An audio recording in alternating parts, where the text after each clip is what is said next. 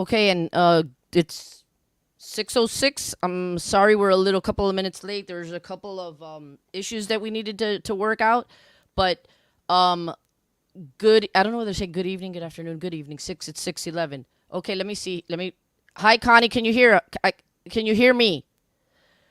Um, so we can't hear you. Um, so you have to check to see the speakers that they need to be working too. Your mic and your speakers. You're muted now. Yeah, I know you can hear us, but we can't hear you. Okay, so why don't you just call in then? If because let's call. She's unmuted now. Hi, Yeah, Connie.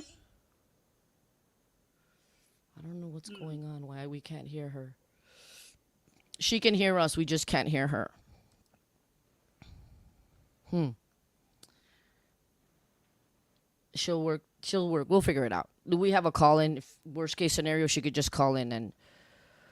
Okay, but we have Miss Lowe back again this evening, and a good evening, audience, a Florida U Judge audience. We're back again today. It's an impromptu special broadcast. I wanted to come back on yesterday. Candy was on, and I'm glad she's back today because the audio was a little bit glitchy yesterday. You were at a sports event, but yesterday I uh, had you on because I wanted you to timely um, announce. You've been announcing it now for some time through various social media platforms, but I yesterday, a week out, I wanted you on to kind of again continue to talk about the Black Business Bus Tour reunion. I have yesterday's flyer that I managed while you had left already, but I managed to figure out how to get the right format so that I can show it on. Connie, I see you, and I'm gonna bring you on. Let me just bring you on to see if we worked out the sound thing. Hello. Yeah. So you're gonna be on. If you have to call into the number, and then I'll show a picture of you. I have a picture of you, and you will do it that way. So we're gonna figure out how to make this happen.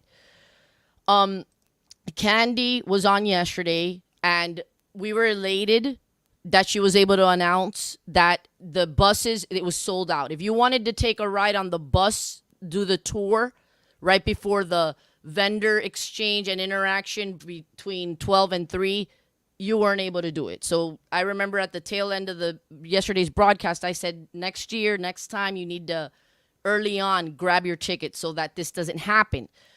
But fortunately, and after the broadcast, Candy advised that she was able to get another bus, a third bus.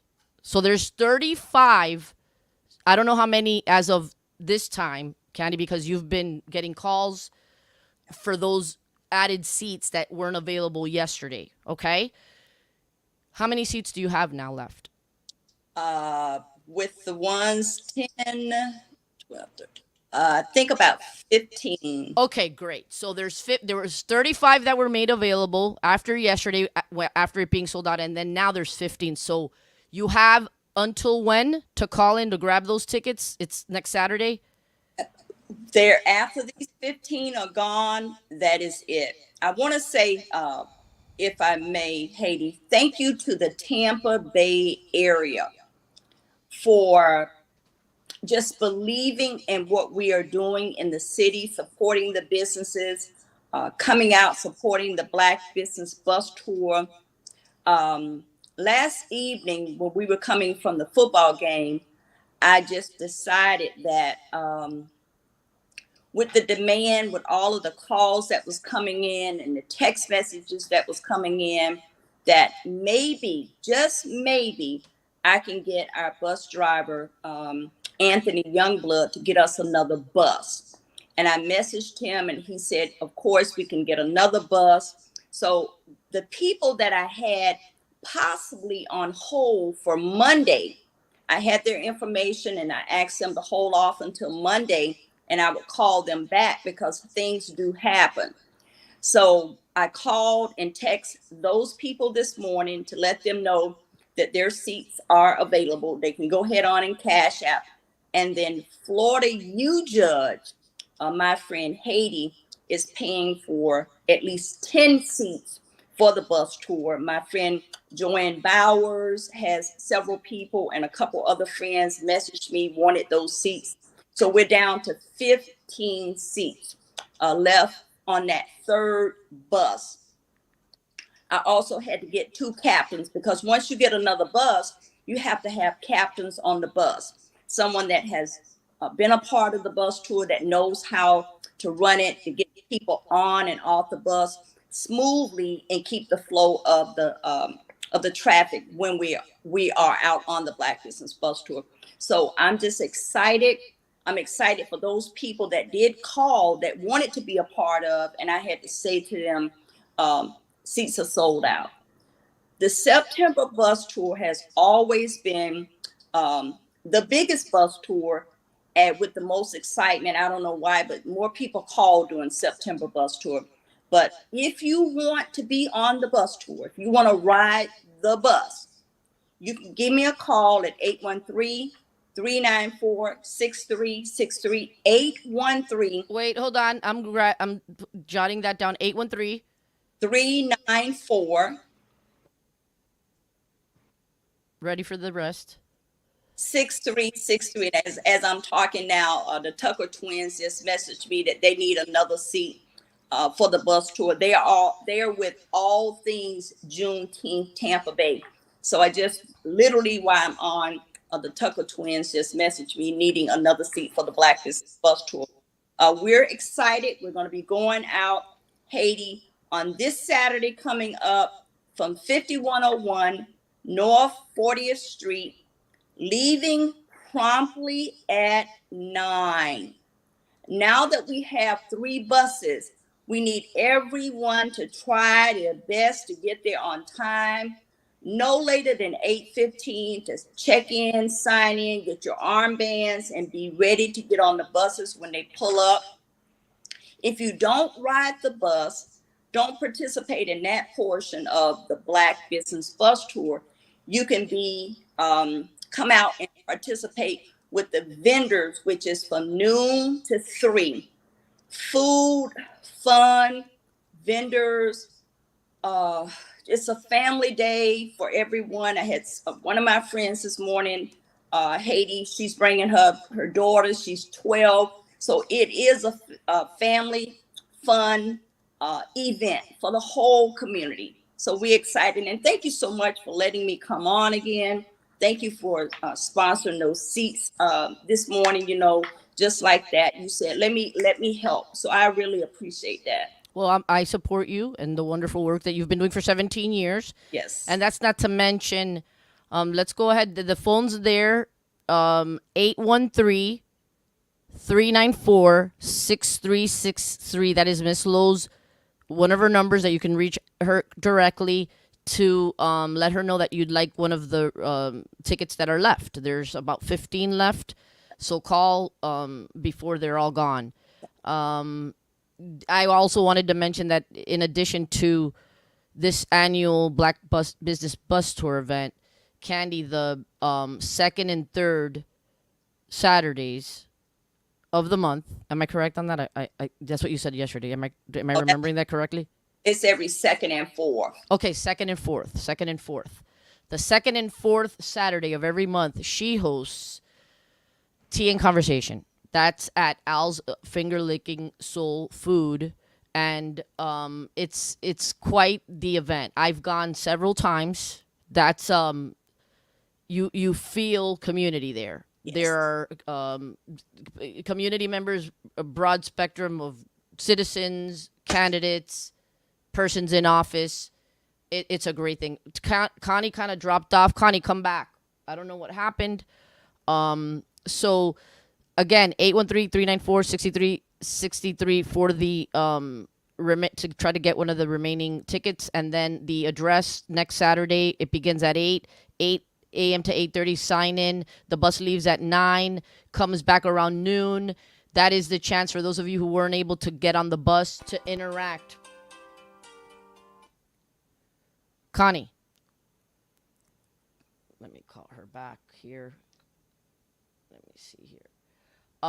Between 12 and 3 p.m., if you weren't able to get on the bus, you're able to, between those hours, there's going to be entertainment, food, music, and you can interact with all the vendors that are going to be present there. Okay, so um, I'm trying to get Connie on the phone. Wow, it's a little bit challenging today technologically, but okay. So your segment of the broadcast is you can stick around if you want. You're always welcome to stick around for and I'm trying to get Connie on the phone here. Yikes. Try to.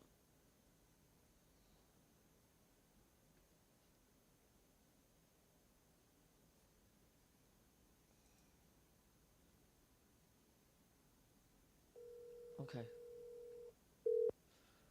Whew. Hello. Hey. Yeah, I was calling in. Yeah. You are. Can you hear her, Candy? I Yeah. can hear you. Okay. She can. Candy says she can hear you. So the Okay. rest of the folks are able to hear you too.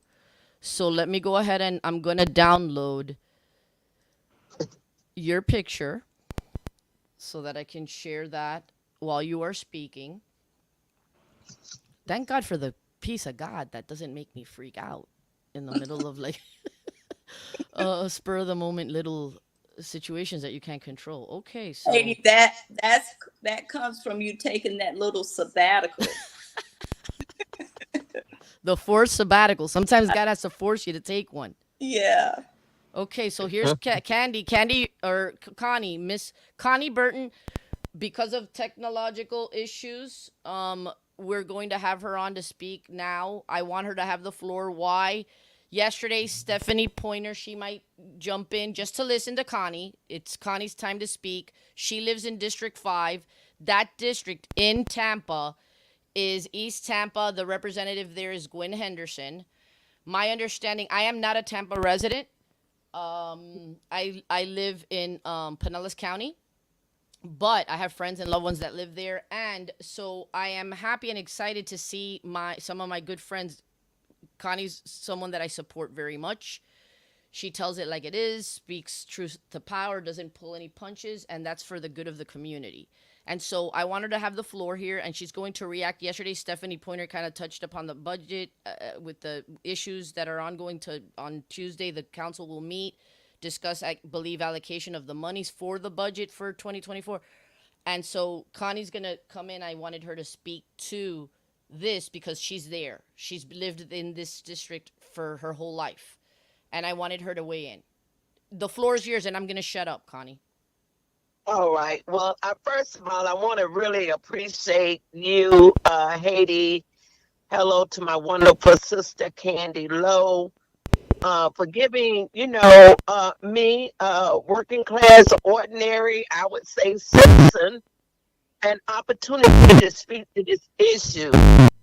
I have really appreciated Stephanie's uh, point of view, not just from speaking at random, but because she was a member of the budget committee.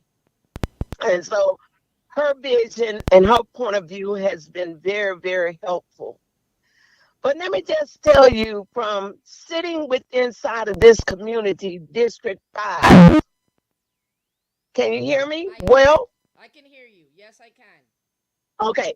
So let me just give you a point of view from someone that has lived in this community all my life and has had ongoing with city government official political leadership as to the needs of our community.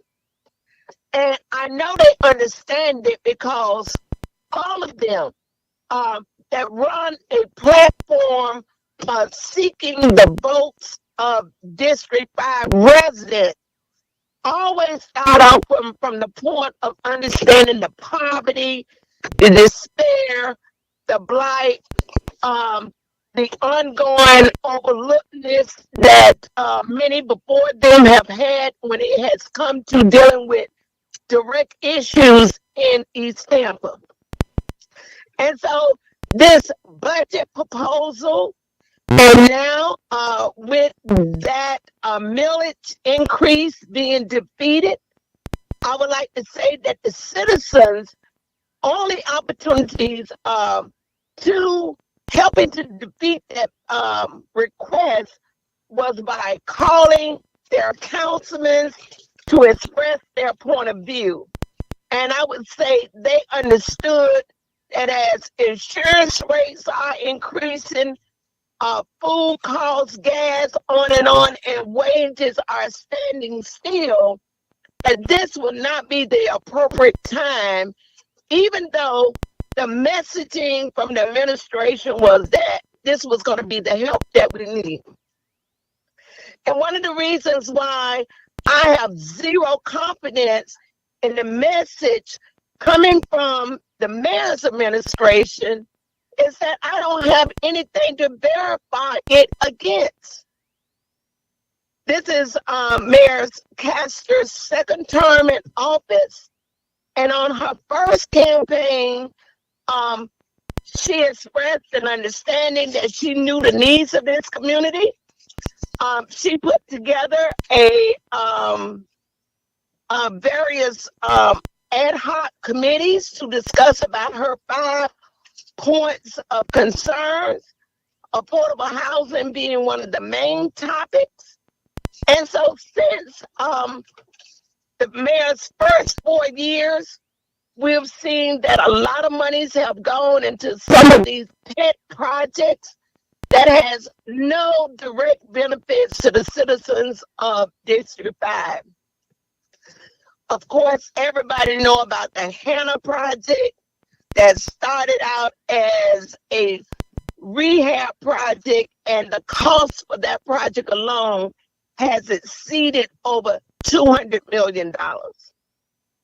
So there has been this thing that many in my community talk about, a level of untrustworthiness.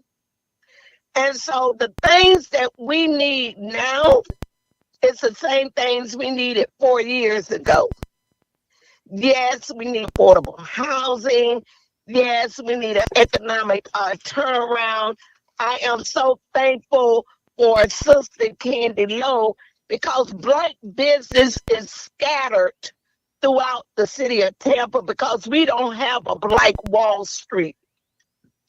We don't have that point of commercial development where we can see our dollars circulating with inside of our community with our vendors that can have a multiple turnaround. So we are thankful for her always for the last 17 years that she has been doing that. But what has been so disheartening for me is that Councilwoman Gwen Henderson, newly elected, have lived in District 5, as she's indicated, for the better part of all of her adult life. And to hear her advocating for salaries, you know, one of the main things that she's holding on to right now is that the salaries of the staff do not be disrupted. And we all need to be able to maintain the ability to take care of our families. But I can tell you, Haiti, and to the listening audience, we're talking about a community, District 5, that continues to have a high level of poverty, a high level of blight and disparities. And to hear the application for staff, and some of the staff has been around these issues for 10 years, 15 years, 20 years, to act as if we would be at a loss if they had to wait just 1 year of not receiving an increase, that somehow that would be too detrimental to them. As opposed to the loneliness that it has taken to do some of the simple requests that the residents in East Tampa have asked for, with the usage of the CRA dollars, that if housing is of such critical issue, in which it is, the mayor could have incentivized her staff to take on different housing solutions. What we keep getting is that it is coming.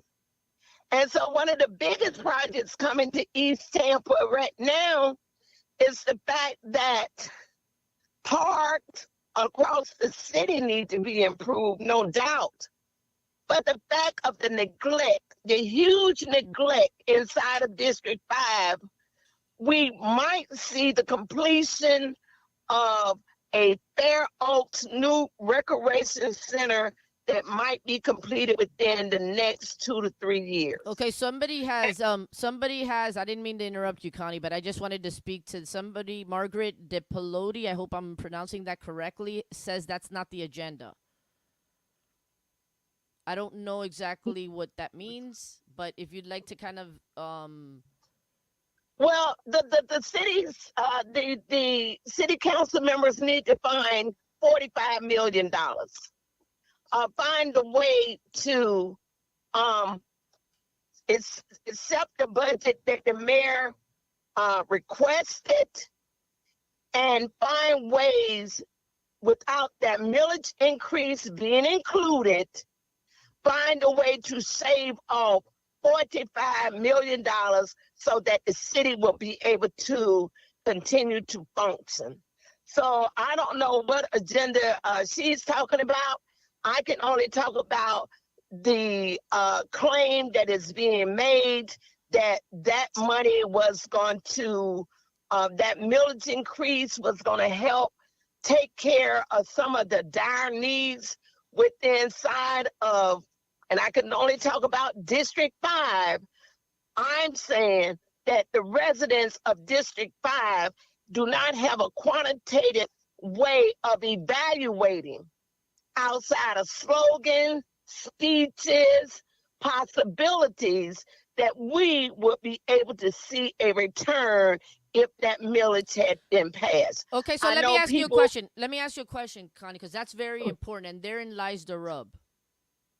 You said you need something quantitative to be able to measure. Have you ever been able to do that in the time that you've resided in Tampa every year? And what I mean is, before the passage of an annual budget, when they say this money's gonna go over here and for this, for XYZ, just like right now, Stephanie yesterday said that Mayor Castor said that the increase in the millage was gonna go to 4 areas, 3 Ps, and for police, firemen, parks, pavements. I forgot the 4th, but 4 areas. Stephanie yesterday said that they couldn't find in the budget that they received where that was. Okay, so let me ask you again. In the past, have you been able to see, okay, this is what was promised to us, as you just referred to, speeches, slogans, this, that, the other. I'll get to you now, Margaret DePiloti. Just maybe you elaborated a little bit more. We didn't quite understand what you were saying in regards to that. That's not the agenda, but I'll get to you just momentarily. I want to know, because, again, this is the most important thing. Have you in the past been able to say, okay, they promised this. This is what we were sold. This is what we were told that the money was going to go for the next annual budget. And then were you able to confirm, yes, in fact, let me go ahead and check that off. They did what they said. The monies were used for that reason. We see the improvement in our district. Well, I'll tell you this. Councilman Bill Carson has been able to present a report card based on the economic progress of the city of Tampa. And all of the indicators show where there has been some improvement, it has not netted to the least fortunate communities in the city of Tampa. Okay. So I can say that there has been a wonderful transformation in the downtown development. We could see the vast improvement of what Channelside once looked like to what it looked like now. We see the vast improvement of what the Riverwalk looked like, and Curtis Sixon Hall, and the beautifulness of the whole downtown traffic. But if I come east of I-4, I know that I am in East Tampa because I begin to recognize the despair, the poverty, the need for rehabilitation of houses, the need for having houses that are being developed based on people's working income, the need or the lack of commerce inside of our community, the high level of unemployment that continue to exist. So that's what I see. According to the report card, the disparity is real. In fact, it is so real that the city council themselves in 2020, I'm talking about 3 years ago. Okay, so yeah, go. Wait a minute, let me make this point. Yes, in 2020, the city council members wrote a resolution and signed it. The only two city council members that was not there at that time was Lynn Hurtak, of course, Gwen Henderson, and Alan Clendenin. But the four senior members of the council say that they recognize that inside the Black community was still standard of living was below the poverty level. Okay, so before you go on, Gretchen Mickler, greetings and thanks for tuning in. And so Margaret DePeloti is back, and this is what she's further expanded on to her initial comment of that's not the agenda. Why aren't the community leaders in Tampa using cooperative economics to make it happen? Stop begging them to give you money that is not on the agenda. I don't think you have any idea how to leverage your own money to get your housing solutions. First of all, money don't grow off a tree. And so I get annoyed because we make demands. Somehow that is translated into begging. We are taxpayers in this community, irregardless of how people perceive it. It might not be in the multi-million-dollar layers, but we have a right to ensure that our tax dollars are working for us. If the mayor could just print money off a money machine and she didn't have to be accountable, she would never ask the community or the council to support the millage increase. Okay, Stephanie Pointer said, I don't think that folks are makes no begging. sense. Stephanie Pointer has commented, I don't think folks are begging. They're asking for fairness. She further comments, they gave $50 million to Jeff Fennick and Bill Gates? ? How much does Mayor Castor have? I believe she pulls in a good amount of money monthly from her pension, what she gets as a mayor, so she doesn't have to probably worry about the things that these districts, these areas in Tampa that you've described have to. You talk about a city with a 1.9, and if I'm wrong, please Stephanie correct me. But I believe the budget is like $1.9 billion. That's what she said yesterday. So she can go and ahead. So we're not entitled to sidewalks in our community. Right. Why are we constantly giving the rhetorical messaging that the political leadership understand how dire the needs are in this community, but can go ignored campaign after campaign? Now, if somebody says that we could take our tax dollars and collectively control our money, that would be a win-win for us. But the fact that our dollars go into a tax base that helps with the creation of the downtown Riverwalk and any other pet project that the administration wants. Okay, so we have a right. We have a right to demand. Dave Coleman, thanks for tuning in. Thanks for commenting. Why aren't 1.5 million residents paying any attention to our failed BOCC, which has a $9 billion budget? Maybe you can speak to that. Stephanie, if I see that you're commenting, can you get the link that I sent you and jump on? There she goes. Let me tell you something. It's chaos all over this city and county. Okay. And what was promised, wait a minute, what was promised say, and I can only speak to this through the Hope organization, and the county commissioners back then agreed to set aside $10 million plus to deal with the affordable housing. Now, new commissioners are willing to move that money in different direction.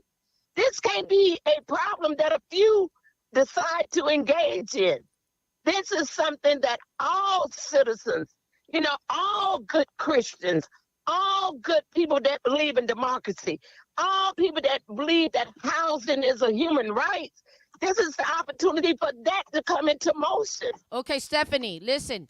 She's on. You can go ahead and speak, Stephanie. Your camera, I don't know what happened to it, but go ahead, and then once you respond to whatever point Connie's made, I'll just put her picture back on because she had to appear via the telephonic system. What do you have to say as to what she said so far, Connie? I completely agree with Connie. The problem is that the mayor stood up there and sold us a bill of goods that they were going to do something with housing. And once we got into the numbers, reality was not only, even with the millage increase, they had still cut the money that they had set aside for housing by a third. It was $18 million last year, and they cut it to $12 million this year. And, oh, by the way, that $5.5 million that was supposed to be being pulled from solid waste and given to housing was not given to housing. It was gifted to solid waste. Solid waste is supposed to be independent. Think about them like an adult who's supposed to pay their own bills. Yet on the budget this week, there's about $500,000 worth of equipment that they're purchasing for solid waste from last year's budget. But they swore up and down all that money was already spent, already obligated, and it won't be obligated until this Thursday. Connie, I wanted you to speak to primarily. Thank you for everything you've said thus far. I'm sure the community is going to be edified in hearing what your thoughts are and your position on, since you're a resident there of Tampa. So like you said, I think you may have said this early on. There's some suggestions that the council did not do what was right in rejecting the proposal. You don't agree with that, based on our earlier conversation. Am I correct? Well, I believe they made the right move.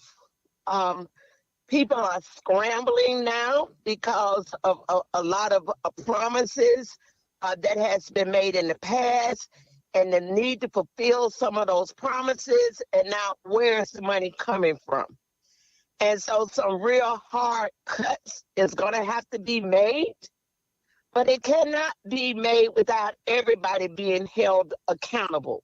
And that would be inclusive of the city staff. I mean, the mayor, of course, is the engineer of the train.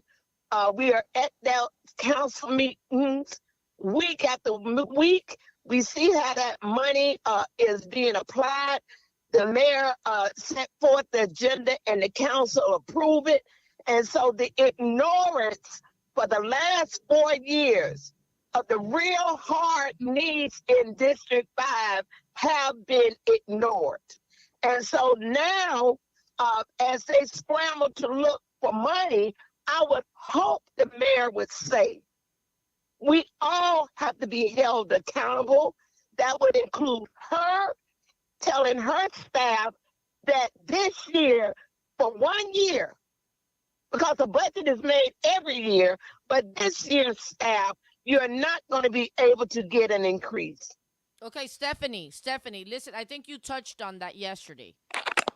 You're saying that the proposal to increase those rate or give raises to those staff employees, you say that they can do without a salary increase this coming year, this budget for this coming year, because they're paid just fine.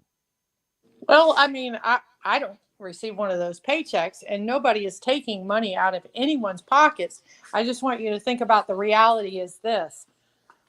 The debate about whether or not they should receive the increase. Okay, so it was fair. The increase in salaries is $54 million. I still need to get with somebody on council because I have not seen the documents to say how much the union increases were.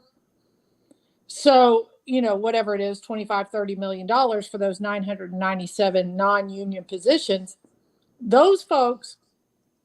So the concept would be that everyone in the city should pay extra taxes so that those folks can get a raise. a raise.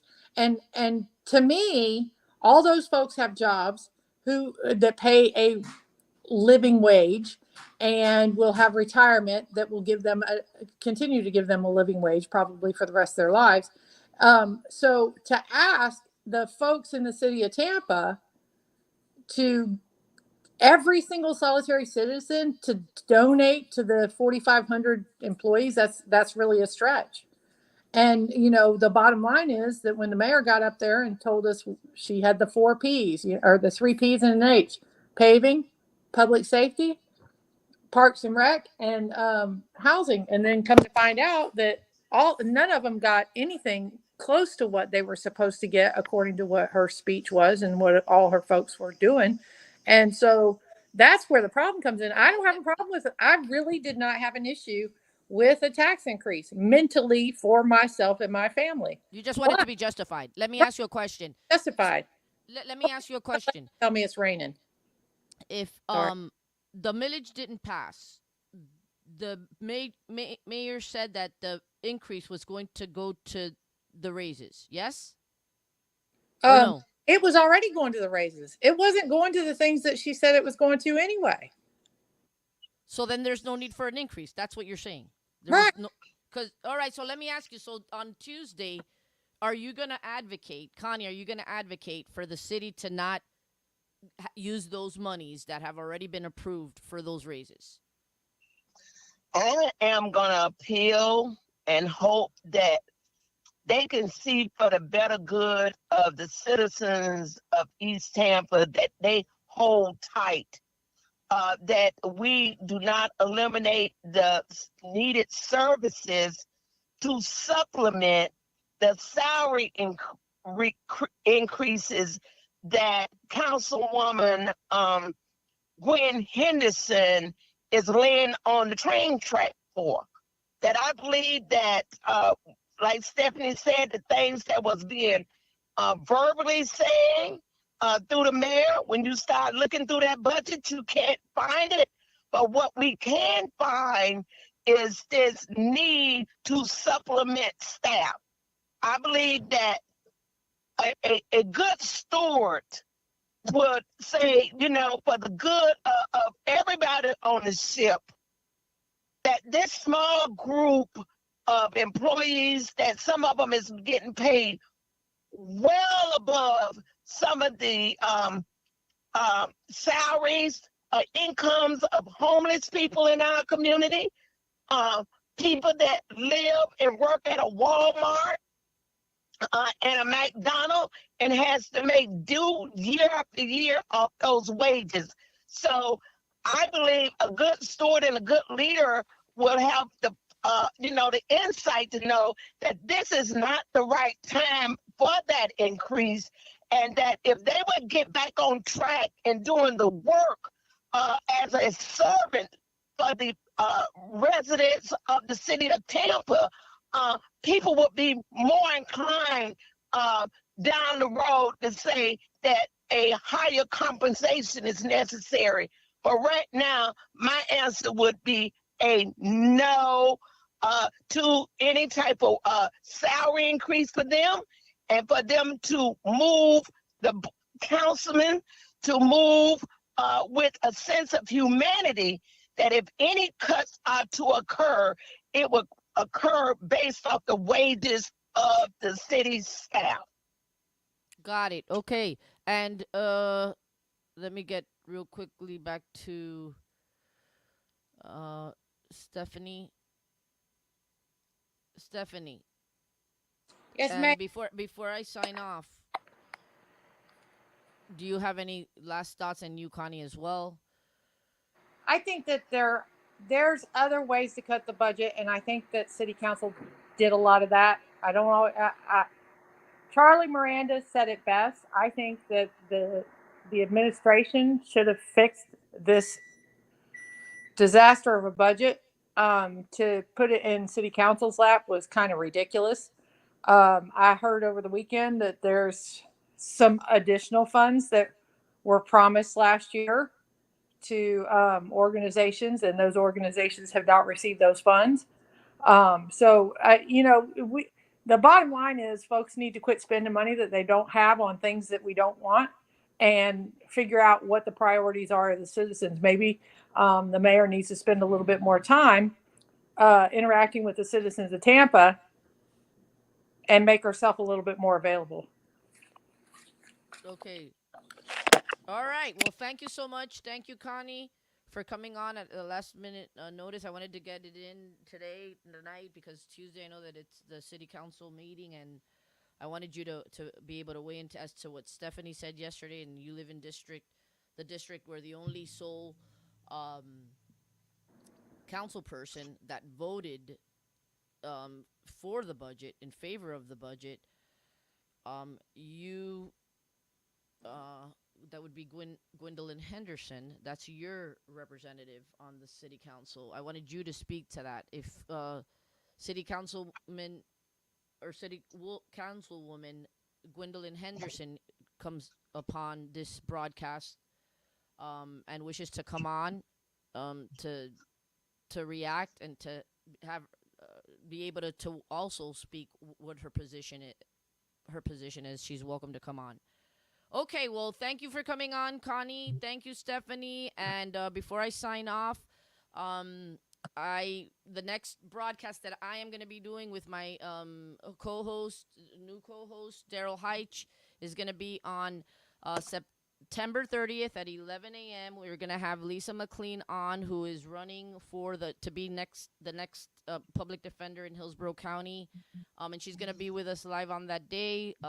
So mark your calendars, and hopefully you can tune in so that you can interact with her live while she's on the broadcast. Thank you very much. Have a great rest of this Sunday. And till next time, Heidi Oropesa with Florida You Judge.